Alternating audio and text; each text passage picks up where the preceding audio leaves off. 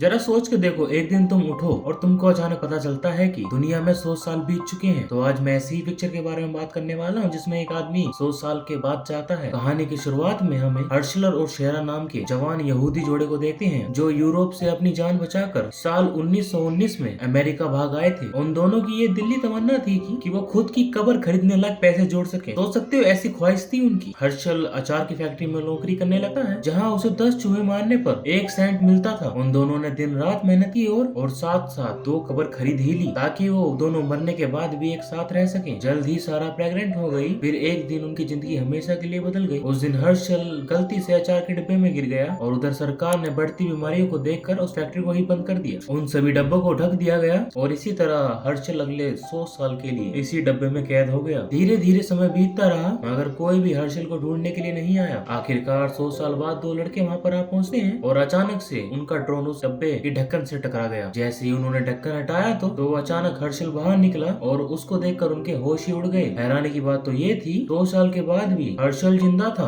और एकदम सही सलामत भी। जल्द ही ये खबर आग की तरह फैल गई और फिर एक कॉन्फ्रेंस में वैज्ञानिकों ने बताया कि वो आज तक जिंदा कैसे रहा। इसके बाद हर्षल को जांच के लिए हॉस्पिटल ले जाया गया जहाँ पर वो एकदम ठीक था। डॉक्टर ने पता लगाया कि हर्षल के परिवार के सभी लोग मर चुके थे, अब बस उसका पड़पोता बेन ही जिंदा था। आखिरकार बेन को बुलाया जाता है और वो अपने परदादा हर्षल को खुशी खुशी लेने के लिए पहुंचा। हैरानी की बात तो ये थी कि वो दोनों एक जैसे दिखते थे। खैर जब हर्षल हॉस्पिटल से बाहर निकला तो आसपास की ऊंची ऊंची इमारतें और गाड़ियां देखकर उसे अपनी आंखों पर यकीन ही नहीं हुआ। आखिरकार वो हर्षल को ब्रुकलिन में अपने घर में ले आया। उसका घर देखकर तो हर्षल के होश ही उड़ गए क्योंकि उसने तो अपनी पूरी जिंदगी गरीबी में बिताई थी। बेन कहता है कि तुम जब तक चाहो तब तक यहाँ पर रह सकते हो, लेकिन हर्षल उस पर बोझ नहीं बनना चाहता था। खैर बाद में बेन ने उसे कैसा पानी पिलाया कि जो हर्षल के जमाने में सिर्फ अमीर लोग ही पी सकते थे। उसको पीकर तो हर्षल को मानो जन्नत ही मिल गई। फिर बेन ने एलेक्सा से कहकर एक पुराना गाना बजाया और दोनों मस्ती में नाचने लगे। कुछ देर बाद हर्षल ने बेन से पूछा वो काम क्या करता है, लेकिन जब बेन ने बताया कि वो एप्स बनाता है तो हर्षल को कुछ भी समझ नहीं आया। बेन ने बताया कि वो पिछले 5 साल से बू पॉप नाम की एक एप्लीकेशन बना रहा है जिससे लोग सामान खरीदने से पहले जांच कर सकते हैं कि ये कंपनी भरोसे लायक है या नहीं। पर हर्षल ने देखा कि दीवार पर उनके परिवार की कोई भी तस्वीर नहीं थी। तो बेन अपने कमरे से एक एल्बम लेकर आता है। जब हर्षल ने सारा की तस्वीर देखी तो उसकी आंखें भर आती है। तो बेन से उसने अपने माँ बाप यानी अपने पोते और बहू के बारे में पूछा मगर बेन ने भारी मन से बताया कि वो एक दुर्घटना में मारे गए थे। पर सारा की कब्र की हालत बहुत ही ज्यादा खराब थी और इतनी बुरी हालत देखकर हर्षल वहीं पर रोने लगता है। तभी उसने देखा कि उसकी कब्र के ऊपर रूसी शराब के पोस्टर लगाए जा रहे थे। इसको देखकर हर्षल को उन्हीं रूसी फौजियों की याद आ गई जिनसे बचकर वो अमेरिका आए थे, जिसके कारण हर्षल ने गुस्से में उन लोगों से उस पोस्टर को हटाने के लिए कहा। लेकिन जब वो नहीं माने तो हर्षल हाथापाई पे उतर आया। बेन ने उसको छुड़ाने की कोशिश की लेकिन वो खुद ही पिट गया और फिर उन दोनों को पुलिस ने गिरफ्तार कर लिया। आखिरकार बेन ने बहुत सारा पैसा देकर अपनी और हर्षल की बेल करवाई। फिर हर्षल ने बेन से कहा कि उसे अपनी ऐप के लिए किसी इन्वेस्टर से पैसे मांगने चाहिए, लेकिन वहाँ पर जाते ही बेन का दिल टूट गया क्योंकि उसके गिरफ्तार होने की वजह से कोई भी इन्वेस्टर उसकी ऐप में पैसा लगाने को तैयार ही नहीं था। बेन ने गुस्से में आकर इसका इल्जाम हर्षल पे लगा दिया, पर हर्षल तो चाहता था कि बेन ये ऐप वेब बनाना छोड़कर उसके साथ अचार का बिजनेस शुरू करे। इससे बेन को और गुस्सा आ गया और उसने गुस्से में कहा अगर परदादी आज जिंदा होती तो कहती कि क्या ही छपरी पति मिला है मुझे। उसी पल हर्षल ने ठान ली कि वो अचार का इतना बड़ा बिजनेस बनाएगा कि उसके मरे हुए परिवार वालों को उस पर गर्व होगा। उसने बेन से वादा किया कि वो इतने पैसे कमाएगा कि सारा की कब्र के ऊपर लगे हुए उन पोस्टर को खरीद कर हटवा देगा। उसने भी ताव में कह दिया बेन इस परिवार के नाम पर एक सबसे बड़ा कलंक है और वहाँ से चला जाता है। सबसे पहले वो किराने की दुकान पर खीरे खरीदने पहुंचा है लेकिन वो उसके औकात से बहुत ही महंगे थे। फिर बाहर उसकी नजर कूड़ेदान पर पड़ी जहाँ उसे पैकेट में कुछ खीरे दिखाई दिए। उसने तुरंत वो खीरे उठाए और किसी तरह शहर के कई कूड़ेदानों की में घूमकर अचार बनाने के सारा सामान इकट्ठा कर लिया। फिर उसने एक रेडी पर सामान रखकर नमक और बारिश का पानी मिलाया और आखिरकार खीरे का अचार बनकर तैयार। इसके बाद उसने सड़क किनारे अचार का ठेला लगाया और अपना पहला डिब्बा $4 में बेचा। उसने किसी भी केमिकल का इस्तेमाल नहीं किया और दुकान से ये अचार काफी सस्ता भी था, जिसके कारण जल्दी उसके ठेले पे ग्राहकों की भीड़ लग गई। हर्षल ने लोगों से कहा कि वो अचार खत्म होने के बाद उसी डब्बे में वो फिर से अचार भरवा कर ले जाए। दरअसल ये कुछ और नहीं उसका कंजूसी बना था, लेकिन लोगों को लगा कि उसे अपने आसपास की प्रकृति की बहुत ही ज्यादा चिंता है। देखते ही देखते उसके बिजनेस के बारे में लोगों ने सोशल मीडिया पर डालना चालू कर दिया और जल्दी उसके इतने कस्टमर बढ़ गए कि उसने सोचा ही नहीं था। उधर बेन अपने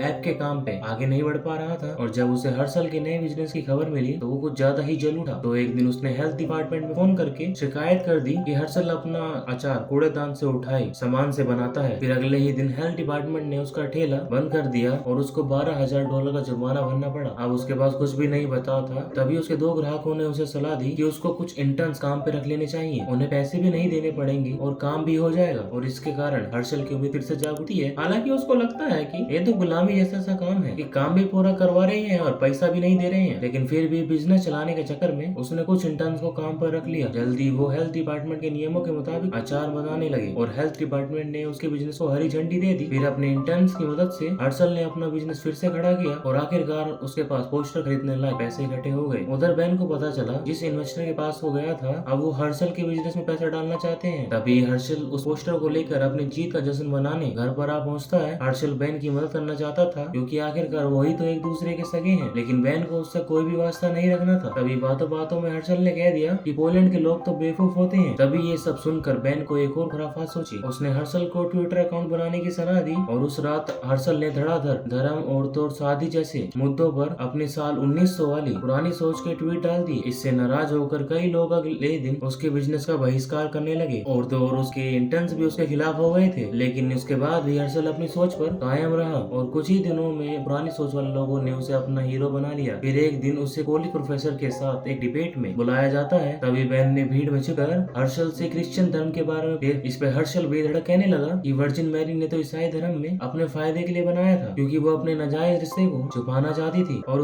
उसने यहाँ तक कह दिया कि जीसस में विश्वास रखने वाले हर एक इंसान बेवकूफ है। ये सब सुनकर तो जो लोग उसके साथ थे उन्होंने भी हर्षल को दौड़ा कर पीटा, मगर उस बेचारे ने जैसे तैसे करके एक गली में छिपकर अपनी जान बचा ली। उस रात उसने अब टीवी पर खबर देखी कि सरकार उसे वापस यूरोप भेजने की तैयारी कर रही थी। उन्होंने हर्षल पर गैर कानूनी तरीके से यूरोप से अमेरिका आने का इंतजाम लगाया। अब उसके पास कोई भी चारा नहीं था, इसलिए हर्षल बैन से मदद मांगने के लिए पूछा कि वो जंगल से होते हुए कनाडा चला जाएगा और वहाँ पर अपना बिजनेस शुरू करेगा। आखिरकार बैन भी उसकी मदद करने के लिए राजी हो गया और अगले दिन वो दोनों जंगल के रास्ते कनाडा में घुसने के लिए निकल पड़े। लेकिन रास्ते में बैन को चोट लग गई तो हर्षल ने अपने कपड़े का हिस्सा फाड़ कर उसके जख्म पर लगाया और रात की ठंड में उसे गले लगाकर सो गया। हर्षल के दिल में बैन के लिए अब भी उतना ही प्यार था। अब अगली सुबह वो कनाडा की सरहद पर पहुंच गए, लेकिन तभी अचानक उन्हें फौजी दिखाई दिए, इसीलिए उन्हें तुरंत छिपना पड़ा। अब बैन को हर्षल के लिए बुरा लग रहा था, इसलिए उन्होंने सब सच बता दिया कि उसने ही हर्षल से ईसाई धर्म वाला सवाल पूछा था ताकि हर्षल का धंधा चौपट हो जाए। बैन ने उससे माफी मांगी, मगर हर्षल ने तो गुस्से में उसके मुंह पर ही घूसा जड़ दिया। इससे बैन वहीं पर बेहोश हो गया और यही हलचल सुनकर फौजी उनके पास बढ़ने लगे। अब हर्षल तुरंत छिप जाता है और उसने बैन के बैग से उसे रेजर और कपड़े निकाले। कुछ ही पलों में उसने दाढ़ी काट कर बैन का भेष बना लिया और फौजियों को चकमा देकर निकल गया। उधर जब फौजियों को बैन मिला तो उन्होंने उसे हर्षल समझकर गिरफ्तार कर लिया, जिसके बाद बैन पर मुकदमा चलाया गया, मगर बैन की कहानी पर किसी को विश्वास नहीं था। आखिरकार असली हर्षल की जगह उसे ही वापस यूरोप में गाँव में छोड़ दिया गया। यहाँ पर बैन बिल्कुल अकेला पड़ गया क्योंकि कोई भी अंग्रेजी नहीं बोलता था। आखिरकार वो चलते चलते यहूदियों के मंदिर में आ पहुंचा। वहीं दूसरी ओर हर्षल को अपने पड़पोते के लिए बहुत बुरा लग रहा था। वो बैन के घर गया और वहाँ रखी पुरानी तस्वीरों को देखने लगा। तभी अचानक उसे ड्राइंग मिली जो बैन ने बचपन में बनाई थी। बैन ने अपने माता पिता को बुक और बोप नाम दिया था। तब जाकर हर्षल को एहसास होता है वो अपने माता पिता के नाम पर ही वो ऐप बना रहा था। उसको समझ आया कि वो उनसे कितना प्यार करता है और हर्षल बिना बात ही उसे अपने परिवार एक कलंक समझता रहा। अब उसने खुद यूरोप जाकर बैन को वापस लाने का फैसला किया। उधर मंदिर में लोगों ने बैन को अपने मरे हुए परिवार वालों को श्रद्धांजलि देने को कहा, जिससे बैन काफी भावुक हो गया। लेकिन तभी हर्षल वहाँ पहुँचता है और उसने बैन से दिल से माफी मांगी। उसने कहा बैन के माँ बाप को जरूर उस पर नाज होगा। आखिरकार बैन मान गया और वो दोनों एक तालाब पर घूमने गए जहाँ हर्षल और सारा 100 साल पहले जाया करते थे। यहाँ इन दोनों ने मिलकर फिर से अचार का बिजनेस चालू कर दिया और बैन ने बिजनेस के लिए वेबसाइट बनाने का जिम्मा उठा लिया। आखिरकार वो दोनों बुकरिन लौट आए और सारा की कवर पर फूल चढ़ाए। और इसके साथ मूवी खत्म होती है। जिसको मूवी पसंद आई वीडियो को लाइक, चैनल को सब्सक्राइब करना। हम 1000 सब्सक्राइबर के बहुत पास है भाई।